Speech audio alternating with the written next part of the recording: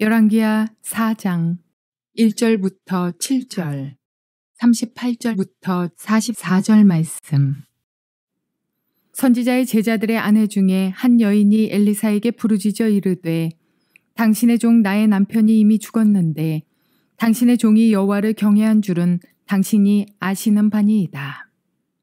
이제 빚준 사람이 와서 나의 두 아이를 데려가 그의 종을 삼고자 하나이다 하니 엘리사가 그에게 이르되 내가 너를 위하여 어떻게 하랴. 네 집에 무엇이 있는지 내게 말하라.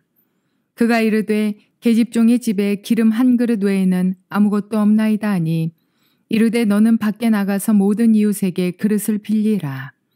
빈 그릇을 빌리되 조금 빌리지 말고 너는 네 두 아들과 함께 들어가서 문을 닫고 그 모든 그릇에 기름을 부어서 차는 대로 옮겨 놓으라 하니라. 여인이 물러가서 그의 두 아들과 함께 문을 닫은 후에 그들은 그릇을 그에게로 가져오고 그는 부었더니 그릇에 다 찬지라. 여인이 아들에게 이르되 또 그릇을 내게로 가져오라 하니 아들이 이르되 다른 그릇이 없나이다 하니 기름이 곧 그쳤더라. 그 여인이 하나님의 사람에게 나아가서 말하니 그가 이르되 너는 가서 기름을 팔아 빚을 갚고 남은 것으로 너와 네 두 아들이 생활하라 하였더라. 엘리사가 다시 길갈에 이르니 그 땅에 흉년이 들었는데 선지자의 제자들이 엘리사의 앞에 앉은지라. 엘리사가 자기 사환에게 이르되 큰 솥을 걸고 선지자의 제자들을 위하여 국을 끓이라 하매 한 사람이 채소를 캐러 들에 나가 들포도 덩굴을 만나 그것에서 들 호박을 따서 옷자락에 채워가지고 돌아와 썰어 국 끓이는 솥에 넣되 그들은 무엇인지 알지 못한지라. 이에 퍼다가 무리에게 주어 먹게 하였더니 무리가 국을 먹다가 그들이 외쳐 이르되 하나님의 사람이여 솥에 죽음의 독이 있나이다 하고 능히 먹지 못하는지라. 엘리사가 이르되 그러면 가루를 가져오라 하여 솥에 던지고 이르되 퍼다가 무리에게 주어 먹게 하라 하매 이에 솥 가운데 독이 없어지니라. 한 사람이 바알 살리사에서부터 와서 처음 만든 떡 곧 보리떡 20개와 또 자루에 담은 채소를 하나님의 사람에게 드린지라. 그가 이르되 무리에게 주어 먹게 하라. 그 사환이 이르되 내가 어찌 이것을 100명에게 주겠나이까 하나 엘리사는 또 이르되 무리에게 주어 먹게 하라. 여호와의 말씀이 그들이 먹고 남으리라 하셨느니라. 그가 그들 앞에 주었더니 여호와께서 말씀하신 대로 먹고 남았더라. 좋은 날입니다. 성령님께서 오늘도 여러분들의 심령 가운데 큰 은혜와 평강으로 함께하여 주시기를 주님의 이름으로 축복합니다. 오늘 저는 여러분들과 함께 열왕기하 4장 말씀으로 함께 은혜 나누기를 원합니다. 오늘 말씀의 제목은 엘리사의 제자 훈련입니다. 여러분, 우리는 지금 열왕기하를 보고 있는데 그런데 열왕기하를 보면서 조금 이상한 점 느끼신 것 없습니까? 열왕기, 분명히 책 제목은 왕들에 대한 이야기인 것처럼 기록이 되어 있는데 그런데 열왕기 상 마지막 부분 그리고 열왕기 하 첫 번째 부분 지금 이렇게 쭉 지나가면서 이 열왕기 상하의 몸통 부분에 왕들에 대한 이야기보다는 그 초점이 선지자들의 사역과 그들의 메시지에 더 초점을 맞춰서 이야기를 하고 있다라는 게 조금 새롭게 보입니다. 왜 그랬을까요? 왜 왕들의 이야기를 하다 말고 갑자기 선지자의 이야기를 하는 것일까요? 여러분, 열왕기는 언제 쓰여졌다고 말씀드렸죠? 열왕기는 바벨론 포로에 끌려갔을 때 당시에 이스라엘 백성들에게 왜 우리가 이런 상황 가운데 처하게 되었는지를 다시 한번 반추해 볼 수 있도록 쓰여진 책이 바로 열왕기라고 말씀을 드렸죠. 자, 그러니까요, 열왕기는 그들이 어떻게 하나님을 떠났는지 또 특별히 백성들을 대표하는 왕들이 하나님의 법과 그 질서를 따르지 않고 얼만큼 타락한 그런 방향을 따라 나가는지를 고발해 주는 가운데 또한 그 동시에 하나님께서는 그들을 돌이키시기 위해서 또 그들에게 말씀하기 위해서 어떤 일을 하셨는가 이런 이야기들을 다루고 있습니다. 바로 그것이 엘리야와 엘리사의 사역이 바로 그 하나님께서 그 왕들을 향해 또 그 시대를 향해서 끊임없이 말씀하시고 또 외치셨다라는 바로 그 증거이고 그 이야기가 굉장히 중요한 부분들을 차지하기 때문에 그 메시지가 이 열왕기 정중앙에 이렇게 들어가 있는 것입니다. 자, 이제 오늘 여러분들과 함께 열왕기하 4장 말씀 함께 볼 텐데요. 4장은 하나님께서 당신의 백성들의 고난과 또 어려움과 가난 가운데 있는 그들을 어떻게 구원하기를 원하시는지, 또 그들의 삶에 어떻게 관여하기를 원하시는지, 또 특별히 주님을 섬기고자 하는 당신의 신실한 종들을 어떻게 하나님께서 훈련하셨는지에 대한 부분들을 우리에게 보여주고 있습니다. 자, 오늘 여러분들과 함께 열왕기하 4장 말씀 볼 텐데요. 그런데 4장은 좀 본문이 길어서 제가 2번에 걸쳐서 오늘 설교를 하려고 합니다. 1절부터 7절까지 그리고 38절부터 44절까지 해서 앞에 부분과 뒤에 부분을 따로 떼서 설교를 하고요. 가운데 있는 것은 내일 또 여러분들과 함께 나누기를 원합니다. 자, 그럼 한번 본문으로 들어가 보도록 하죠. 첫 번째 부분 1절부터 7절까지의 말씀입니다. 자, 1절부터 7절은요. 선지 생도들이죠. 엘리야처럼 엘리사도 선지자 학교를 운영하면서 다음 세대들을 키우는 일들을 하였습니다. 그런데 그 선지 생도의 어떤 한 과부에게 엘리사가 이적을 베푼 사건을 기록을 해놓고 있습니다. 자, 오늘 본문은 이렇게 시작을 합니다. 선지자의 제자들의 아내 중에 한 여인이 하면서 이렇게 시작을 합니다. 그러니까 엘리야처럼 엘리야가 하였던 다음 그 선지 학교들, 다음 세대를 준비시키고 주의 종들을 준비시키는 일들을 엘리야뿐만 아니라 엘리사도 그 사역들을 지금 하고 있구나라는 걸 우리가 볼 수 있죠. 여러분 기억나십니까? 엘리야가 승천하기 전에 엘리사가 갑절의 기름 부으심을 구하였던 것들. 자, 그런데요, 그 갑절의 기름 부으심은 두 가지 의미를 가진다라고 말씀을 드렸죠. 하나는 더블 어노인팅이라는 그렇게 의미로 해석될 수도 있고, 또 다른 한 가지는 장자의 권세, 그러니까 장자적 그런 위치에서 사역할 수 있는 그런 사역과 그런 위치와 또 그런 능력을 구하는 것이다 라고 말씀을 드렸죠. 이스라엘 백성들이 자녀를 낳을 때 장자에게는 2배의 몫을 준다 말씀을 드렸습니다. 그런 의미에서 엘리사는 엘리야가 하였던 그 책임 있는 사역을 자신 역시 그 일들을 감당하기를 원하는데 그 일을 위해서 자신에게 그 장자의 언약적 축복을 저에게 부어주십시오라는 것을 간구한 것을 볼 수 있습니다. 자, 그런데요, 마치 그처럼 또 그가 그렇게 구하였고 또한 그 엘리야로부터 그 장자의 축복을 받은 것처럼 엘리사는 엘리야가 하였던 사역을 그대로 이어받아 자신의 삶과 사역을 풀어가고 있는 모습들을 보게 됩니다. 엘리야가 선지자들을 준비시킨 것처럼 엘리사 역시 선지 생도들을 준비시키며 하나님의 사역이 자신에 대해 멈춰지지 아니하고 다음 세대까지 이어갈 수 있도록 힘썼구나라는 것을 우리가 볼 수 있다라는 것이죠. 자, 그런데요, 그렇게 해서 주의 종들을 키우고 준비시켜 가는데 여러분, 하나님의 종이 된다는 건 참 쉬운 일이 아닙니다. 많은 훈련을 거쳐야 하고 또한 정말로 쉽지 않은 그런 연단의 시간 또한 지나가야 합니다. 그런데 그 가운데서 가장 힘든 또 가장 첫 번째로 크게 다뤄지는 부분들이 무엇인 줄 아십니까? 바로 물질의 훈련입니다.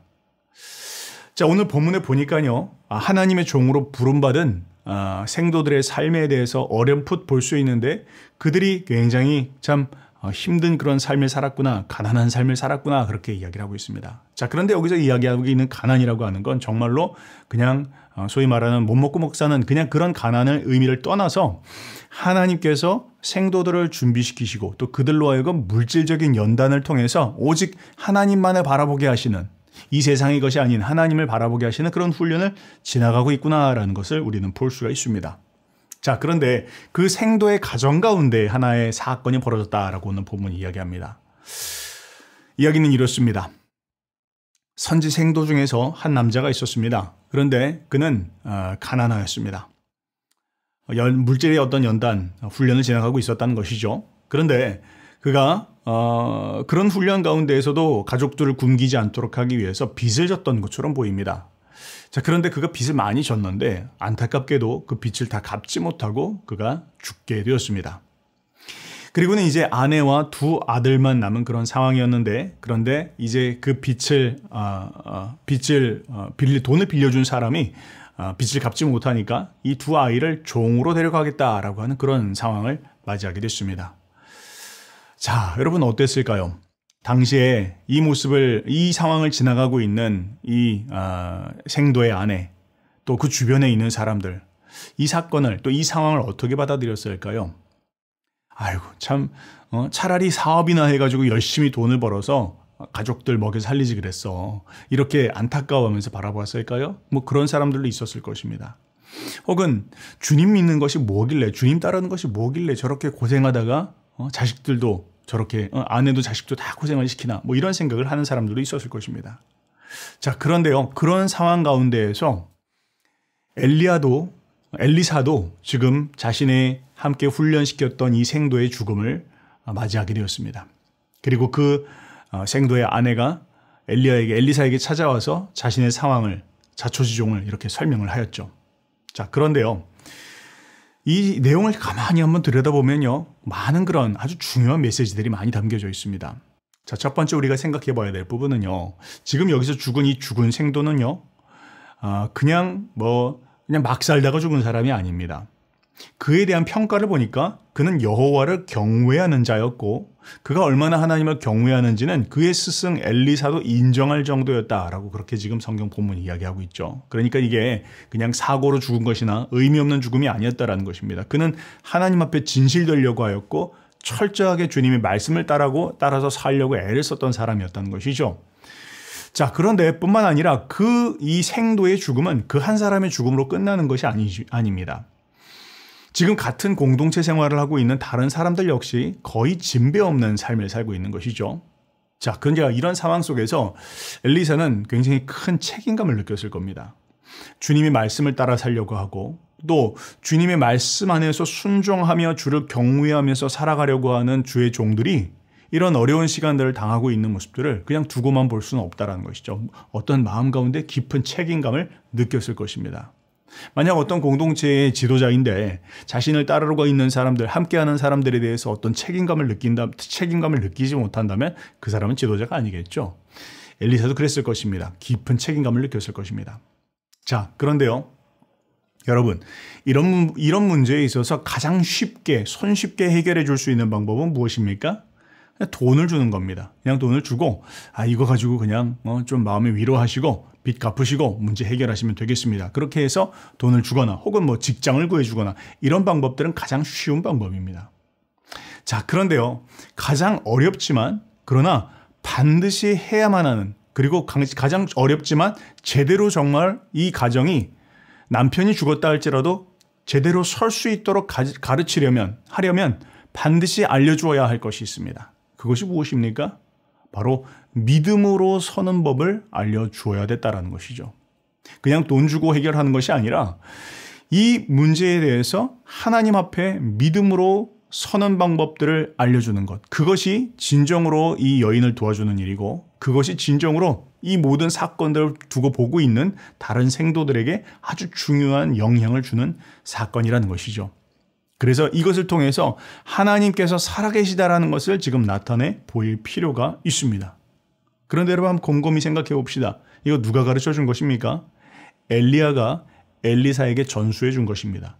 엘리야 역시 엘리사에게 살아계신 하나님께서 역사하시고 일하신다라는 것을 자신의 삶을 통해서 보였고, 또한 그것을 엘리사에게 가르쳤을 것이며 엘리사에게도 당부했을 것입니다. 네가 너의 제자들을 키워나갈 때, 또 준비시킬 때 그들에게 어떤 지식이나 혹은 어떤 물질을 주어서 그들을 키워내는 것이 아니라 그들에게 믿음을 키울 수 있도록 하여라. 그들이 믿음을 가질 수 있도록, 어떤 믿음이요? 하나님이 살아계신다라는 믿음을 가질 수 있도록 하는 것이 정말로 중요하다는 걸 엘리야가 엘리사에게 여러 번 이야기를 했을 것입니다. 지금 그런 순간들이 찾아왔다는 것이죠. 자, 그래서 지금 엘리사는 이렇게 말합니다. 내가 너를 위해서 무엇을 해주면 좋겠는가? 그렇게 이야기를 하면서 그는 내 집에 무엇이 있는지 내게 말해보아라, 그렇게 이야기합니다. 그랬더니 선지자의 생도의 아내가 말합니다. 저희 집에는 기름 한 그릇 외에는 아무것도 남은 것이 없습니다. 그렇게 말하죠. 그랬더니 엘리사가 말합니다. 그래, 그러면 너는 밖으로 나가서 모든 이웃들을 다 다니면서 그들에게 그릇을 빌리도록 하여라. 그런데 빈 그릇을 빌리되 그냥 조금 몇 개 빌리지 말고 있는 대로 다 달라고 해서 그렇게 빌리도록 하여라. 그렇게 말을 합니다. 그리고는 이야기하기를, 그리고는 너는 내 두 아들과 함께 들어가서 문을 닫고 그 모든 그릇에 기름을 부어 차는 대로 옮겨 놓아라. 이렇게 이야기를 했다는 것이죠. 여러분, 우리는 이걸 그냥 성경에 있는 내용들로 보니까 그냥 뭐 그럴 수 있겠구나 그렇게 이해하지만 이 상황을 한번 닥쳤다고 한번 생각해 보십시오. 아니, 지금 내가 지금 어려운 상황에 처해 있는데 나한테 그냥 돈을 주거나 혹은 뭐 직장을 구해주거나 하는 그것이 아니라 그냥 나한테 이야기하기를 뭐 그릇을 빌려오시오. 그래가지고 그릇을 수거해가지고 뭐 그걸 가지고 기름을 부어가지고 뭐 하면 뭐 어떤 일이 일어날 것이다. 저 표현이 그렇지만요. 제가 무슨 짜장면 배달부도 아니고 빈 그릇 채우고 다니는 것 그리고 거기다가 기름 부어하는 거 이해가 되어지지 않는 것이었을 것입니다. 지금 내가 정말로 하루하루 벌어먹기도 힘들고 오늘 내일 하는 그런 순간 가운데 지금 엘리야가 이야기하는 거 어쩌면 놀리는 것처럼 다가왔을 수도 있을 것입니다. 자, 그런데요. 여기서 지금 엘리사가 보기를 원하는 것 무엇입니까? 엘리사가 지금 이 여인의 마음 가운데 요구하고 있는 것, 또 가르치기를 원하는 것은 무엇입니까? 그것은 바로 믿음입니다. 하나님이 살아계신다라는 것, 하나님은 전능하신 하나님이라는 것, 그리고 그 전능하신 하나님께서 반드시 너의 삶을 책임지신다라는 것을 지금 엘리사는 가르쳐 주기를 원했다는 것이죠. 너무나 놀랍고도 감사하게도 이 선지자의 생도의 아내는 엘리사의 그 이야기를 듣고 그냥 뭐 저런 말을 하나 하고 넘어가질 않고 그 말에 있는 그대로 순종을 합니다. 보니까 엘리사가 시키는 대로 옆집에 찾아가서 그릇을 빌립니다. 그리고 거기에다가 기름을 붓기를 시작합니다. 그런데 놀라운 일이 벌어지기 시작합니다. 기름을 부어도 가지고 온 모든 그릇에 기름을 다 채웠는데도 기름이 떨어지지 않더라는 것입니다. 그리고는 여인이 이야기합니다. 아들에게 그릇을 더 가지고 오라 이야기했더니 이제 아들이 이야기합니다. 엄마, 그릇이 없어요. 이제 빌려온 그릇 다 썼어요. 라고 하니까 그제서야 기름이 그쳤더라. 그렇게 이야기를 하는 것이죠. 그리고는 이 여인이 엘리사를 찾아가서 말합니다. 엘리사여, 그릇마다 기름이 다 넘쳤습니다. 그랬더니 엘리사가 이야기하기를 그렇다면 너는 가서 그 기름을 다 팔아서 빚을 갚고 그리고 그 남은 것으로는 너와 너의 두 아들이 생활하도록 하라 라고 그렇게 이야기를 했다라는 것이죠. 뭘 말하는 것입니까? 믿음을 검증받았다라고 하는 것이죠. 여러분, 이 사건이 우리에게 이야기하고 있는 교훈은 무엇입니까? 한 3가지 정도 우리가 정리할 수 있을 것 같습니다. 첫 번째, 하나님은요, 당신의 종들의 어려움을 외면하는 분이 아니십니다. 하나님은 주님을 섬기기를 원하는 자들, 또 주님을 위해서 헌신하며 또 주님을 따르겠다라고 하는 당신의 백성들을 또 그들의 고통을 외면하지 않으시고 그들을 반드시 하나님께서 돌보시는 하나님이시다라는 것을 가르쳐주고 있습니다. 또한 두 번째 우리 가운데 말하는 것은 무엇입니까? 믿음이라고 하는 것이죠. 하나님께서 엘리사가 이 여인을 어떻게 도왔습니까? 그냥 돈으로 도와준 것이 아니었죠. 믿음을 통해서 도와줬습니다.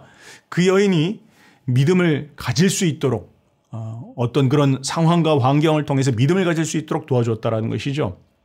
또한 그 여인이 모아왔던 그 모든 그릇들은 어떤 그릇이었습니까? 그냥 그것은 그릇이었지만 한번 상상해 봅시다. 여러분, 그 여인이 방 가득히 쌓여있는 그릇을 보면서 이것은 무엇을 상징하는 것이었습니까? 이것은요, 바로 그 여인의 믿음의 분량을 상징하는 것이었습니다. 그 여인이 믿지 않았다면 그냥 뭐 간장 종지 조금 갖다 놓고 그냥 한번 테스트 해봤겠죠. 그러나 이 여인은 그러지 않았다는 것입니다. 방이 넘치도록 빈 그릇을 갖다 놓고 그리고 하나님께서 채워주실 것을 기대했다는 것이죠. 바로 그것이 믿음의 분량입니다. 사람들마다 그 믿음의 분량이 다릅니다. 어떤 사람은 말씀을 들었을 때 조그마한 믿음을 가지고 나갑니다. 그러나 어떤 사람은 정말 기대하는 것이 큽니다. 하나님 역사하실 것에 대한 기대와 믿음을 가지고 나가는 사람이 있습니다. 믿음의 분량만큼, 기대하는 분량만큼 하나님이 채워주시는 것이 다르다라는 걸 또한 이야기하고 있죠. 그 다음 세 번째 뭘 이야기하는 것입니까? 하나님은 당신의 역사를 일으킬 때 반드시 우리가 가진 것을 가지고 당신의 일을 행하신다라는 것이죠. 이 여인에게는 기름이 있었습니다. 그냥 그릇에 담겨있는 조그마한 기름이었습니다. 그러나 하나님께서는 그가 가진 그 일을 가지고 그것으로 놀라운 일들을 이루어 가신다라는 것입니다. 우리의 삶에도 마찬가지입니다. 하나님은 우리를 때로는 그냥 손쉽게 문제를 해결해 주실 수도 있지만 때로는 그렇게 하지 않으실 때가 있죠. 우리의 믿음을 키우시기 위해서입니다. 우리가 믿음으로 반응하기를 위해서이죠. 또한 하나님께서는 우리에게 믿음의 그릇을 키우라 그렇게 말씀하십니다. 하나님 말씀하신 것에 대해서 하나님이 우리의 삶을 책임지시고 돌보시는 분이시다라는 걸 믿고 믿음의 그릇을 넓혀가기를 원하십니다. 그리고는 주님 말씀하십니다. 너에게 무엇이 있는지 보라. 그리고 나는 너의 그 작은 것을 통해서 역사할 수 있는 전능한 하나님이다. 이것을 하나님께서 이 여인에게 가르쳐 줬다는 것이죠. 그것이 이 여인에게 살 길이었고 그것이 오늘날 우리에게도 동일한 메시지인 것이죠. 자, 그 다음 38절부터 44절까지 말씀인데요. 이제 엘리사의 기적이 계속되어집니다. 물론 그 중간의 이야기는요, 내일 다루도록 하고 38절부터 44절은 길갈에서 행한 두 가지 엘리사의 기적을 이야기합니다. 자, 한번 38절 읽어보겠습니다. 엘리사가 다시 길갈에 이르니, 이렇게 기록되어 있죠. 자, 엘리사는요, 엘리야처럼 순회하였습니다. 순회하면서 무엇을 했습니까? 다음 세대의 제자들, 선지 생도들을 준비시키는 일들. 무엇으로요? 말씀으로 준비를 시켰고, 그 어떤 것보다 그냥 기록된 말씀 달달 외워라가 아니라 그들에게 이 하나님의 말씀이 살아있고 운동력 있는 하나님의 말씀임을, 그 말씀이 너희들의 삶 가운데 체험되어지는 말씀이 되어야 한다라고 믿음의 도전을 하였을 것입니다. 말씀이 그들의 삶 가운데 살아있는 말씀이 될 수 있도록 도전하는 일들을 하였을 겁니다. 그래서 그들이 영적으로 잠들지 않도록 이스라엘의 영성을 깨울 수 있는 그런 선지자들로서 준비될 수 있도록 애를 썼다는 것이죠. 자, 그런데요, 오늘 이 상황을 보니까 북이스라엘에 지금 흉년이 들었습니다. 바알을 섬기고 있으니까 당연히 흉년 들겠죠. 끊임없는 기근이 끝나질 않고 7년째 이어지는 흉년이 있었던 것을 앞의 이야기를 통해서 우리가 볼 수 있습니다. 자, 그 온 백성들이 다 굶고 있으니까 하나님의 종들도 지금 어쩔 수 없는 상황입니다. 먹을 것이 없는 상황입니다. 그래서 어느 날 엘리사가 함께 이야기를 합니다. 들판에 나가서 채소를 캐어다가 솥에 넣어서 그것을 국에 끓여가지고 만들어 먹자라고 그렇게 이야기를 하죠. 그냥 풀 몇 개 가지고 이렇게 만들면 음식 별로 못 만들지 않습니까? 그러니까 거기다가 양을 많이 만들어야 되니까 물을 그냥 끓이고 거기다가 이렇게 좀 국물을 잘 만들어가지고 만들어 먹자. 이렇게 이야기합니다. 자, 그런데 39절에 보니까 이런 일이 벌어집니다. 한 사람이 채소를 캐러 들에 나가 들 포도 덩굴을 만나 그곳에서 들 호박을 따서 옷자락에 채워가지고 돌아와 썰어 국 끓이는 솥에 넣되 그들은 무엇인지 알지 못한지라, 그렇게 말합니다. 자, 여러분, 이 사람이 지금 넣은 그 솥에다가 넣은 게 무엇입니까? 정체불명의 어떤 것을 넣었습니다. 들 포도 덩굴도 이해가 되지 않는데 거기에서 들 호박을 땄다? 또 넣었는데 그게 뭔지 모르고 넣었다? 그러니까 지금 이게 정체불명의 뭔가를 넣었다는 것이죠. 그런데 여러분, 보통 우리가 배부르고 그럴 때 그냥 정체불명의 그 어떤 거 안 먹죠. 그냥 메론이나 수박이나 사과나 이렇게 해가지고 딱 정해져 있는 건강한 거 증명된 걸 먹지, 그냥 들에서 나는 포도 아무거나 따 먹거나 그냥 버섯 따 먹거나 그러지 않죠. 그만큼 지금 절박한 상황이었다라는 것입니다. 자, 그런데 큰 탈이 났습니다. 40절 보니까 이에 퍼다가 무리에게 주어 먹게 하였더니 무리가 국을 먹다가 그들이 외쳐 이르되 하나님의 사람이여 솥에 죽음의 독이 있나이다 하고 능히 먹지 못하는지라. 먹고 있는데 한두 숟갈 떠먹었겠죠. 그런데 갑자기 그냥 복통이 일어난 겁니다. 구역질이 나기 시작하고 설사가 나기 시작하고, 그러니까 여기 독이 있다라고 그렇게 외치면서 먹는 걸 멈췄다는 것입니다. 자, 이쯤 됐으면 그냥 다 버려야 되겠습니다. 그런데 놀라운 일입니다. 엘리사가 이렇게 말합니다.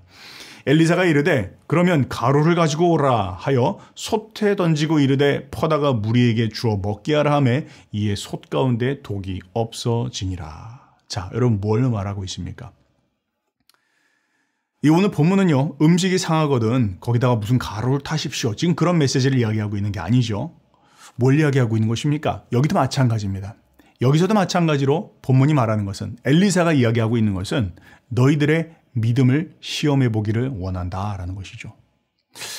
여러분, 만약에 음식이 상했습니다. 그런데 그 음식을 위해서 기도했습니다. 그랬더니 기도해 놓고 나서 자, 이제 음식 드십시오 라고 하면 흔쾌히 먹을 수 있는 사람들 많지 않겠죠. 그런데 지금 엘리사는 무엇을 하고 있습니까? 엘리사는 자신의 생도들을 믿음으로 훈련시키고 있습니다. 이 앞의 사건은 무엇이었습니까? 방금 그 이전의 사건은 생도의 아내에게 믿음을 주어서 그들로 하여금 그 어둠의 시간들을 돌파할 수 있도록 도와준 사건이었고, 지금의 이 사건은 그 생도들 그 자신들이 하나님의 말씀으로 이기는 방법들을 가르쳐주고 있다는 것입니다. 여러분, 이전에 엘리사는 마시면 낙태가 일어나고 또 병이 드는 그런 소금을 던져가지고 물을 깨끗하게 치유한 사건들을 하였죠. 그리고 지금 이런 사건들 또한 지금 반복해서 말씀하고 있는 것입니다. 뭘 말하고 있는 것입니까? 하나님의 말씀의 능력을 의지하여 하나님의 말씀을 따라서 믿음으로 나가는 것이 이 선지자 생도들의 삶 가운데 결정적으로 중요하게 갖추어져야 되는 것을 지금 가르치고 있는 것입니다. 여러분, 선지자 생도라는 사람들은 이스라엘의 영성을 좌우하는 사람들입니다. 그냥 말씀만 달달달달 외운다고 해서 되는 일이 아니죠. 그냥 좋은 그런 직장일 하듯이 그냥 이것도 할 수 있고 저것도 할 수 있고 그냥 취미생활 하듯이 사역할 수 있는 것도 아닙니다.